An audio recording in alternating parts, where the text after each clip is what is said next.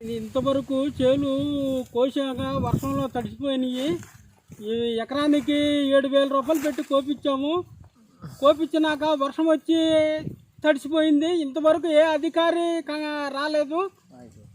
మళ్ళీ ఏమో జోగి రమేష్ గారు వచ్చాడు, అటు పెడనాను అటు చూసుకుని అటు వెళ్ళిపోయాడు. ఇటు రాలేదు కంగట. ఏ అధికారి కాడ ఇక్కడికి పొలం కాడికి రాలేదు. ఒకసారి మినుములు కొట్టాము, పోయినాయి. మళ్ళీ నిన్న 2వ తడవ మినుములు కొట్టాము.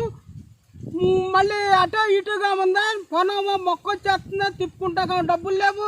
మనిషి ఇంకేకేస్తేనేమో ఎకరానికి 1000 రూపాయలు పొలం తిప్పినందుకు అడుగుతున్నారు. అక్కడికే అటో రకంగా బాధపడి పొలం మనుషులకి ఏకేసి తిప్పించాము. మళ్ళీ పైన వాతావరణం బాగోలేక మళ్ళీ వర్షం అంటున్నారు. మళ్ళీ ఈ ఒడ్డు తిప్పించిన ఈ బాతులు కాడ తినుకోకుండా అట్లా పరిస్థితులు ఉన్నాయి. మరి ఏం చేయాలో ఏంటో మాకు ఇదవుతుంది, దిక్కువేసిన పరిస్థితి అవుతుంది. ఎకరానికి 25,000 30,000 ఇస్తేనే రైతు గిట్టుబాటు అవుద్ది, లేకపోతే గిట్టుబాటు అవ్వదు. మీరు దయించి ఈ చంద్రబాబు నాయుడు మన రాజశేఖర రెడ్డి గారు జగన్ గారు కాడ అసెంబ్లీలో పోటాడుకునే రైతుల గురించి కాడ ఏమీ పట్టించుకునే నాదుడే లేడు. ఇక్కడ చూసిన వాళ్ళు లేరు. మా చేను ఇప్పుడు 2 సార్లు చెప్పాము, 2 సార్లు మొలకొచ్చేసి అసలు బాతులు తినే పొజిషన్ కాడ లేదు. అధికారి ఎవరో రాలేదండి.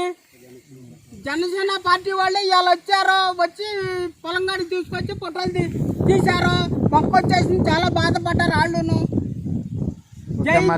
మరి మీరు అధికారుల దగ్గరికి తీసుకెళ్లారా? తీసుకెళ్ళదండి. ఏ అధికారి వచ్చిన వాళ్ళు లేరు, తీసుకెళ్ళలేదు. అధికారుల దగ్గరికి తీసుకెళ్ళాము. వాళ్ళ కాడ ఇట్లా పోయిందని వాళ్ళు చేను కట్టి కాడ చూస్తాక రాలేదు, పట్టించుకోలేదు కాడ.